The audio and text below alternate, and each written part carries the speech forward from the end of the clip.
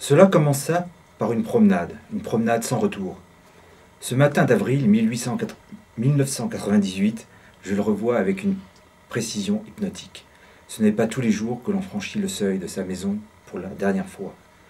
En passant ma main sur les piles de linge repassées, je ressentis à la fois une douceur extrême et une douleur atroce. Comment ces deux sentiments pouvaient-ils se confondre? La machine à laver ayant fini de ronfler, l'appartement se taisait, tout entier suspendu à ma respiration. Un rayon de soleil rafraîchissait un coin du salon.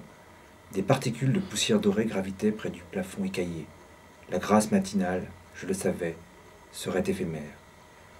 À cause de l'orientation à l'est et de l'immeuble d'en face, le mince filet de lumière se retirerait dès le début de l'après-midi. Mais cette fois-ci, je ne verrais pas le cycle imperceptible des heures. Le jour se coucherait sur mon absence, comme les suivants. Tous ces meubles que je laissais à leur place, tous ces bibelots oubliés à force d'être là, c'était comme si je les renvoyais à leur inexistence. En leur arrachant leur âme, je ne laissais que des coquilles vides. J'avais retapé le lit, rincé les bols du petit déjeuner, affranchi quelques fractures.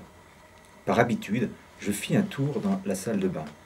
Il flottait dans cette grotte humide une brume presque évaporée de parfum Chanel qui se mélangeait à l'âcre émanation du nettoyant de la baignoire.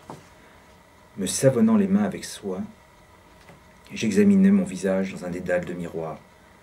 M'appartenait-il ce profil de cervidé inquiet? Ne m'accompagnaient que 2 gros sacs de voyage. Je laissais tout à ma femme, n'emportant que mes papiers.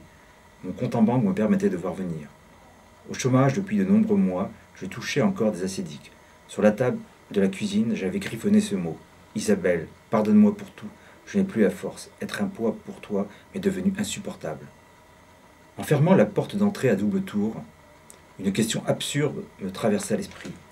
Qu'allais-je faire de ce jeu de clés? Avant de demander à mon ami Olivier de m'héberger, j'avais passé en revue les personnes sur lesquelles je pouvais compter. Peu de gens m'étaient vraiment proches.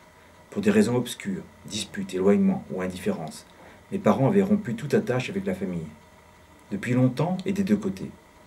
Oncle, tante ou cousin, j'en avais perdu le souvenir. Frères et sœurs, jamais je ne sus que ce que cela signifiait. Quant aux relations avec maman, elles s'étaient distendues ces dernières années à cause de la vie.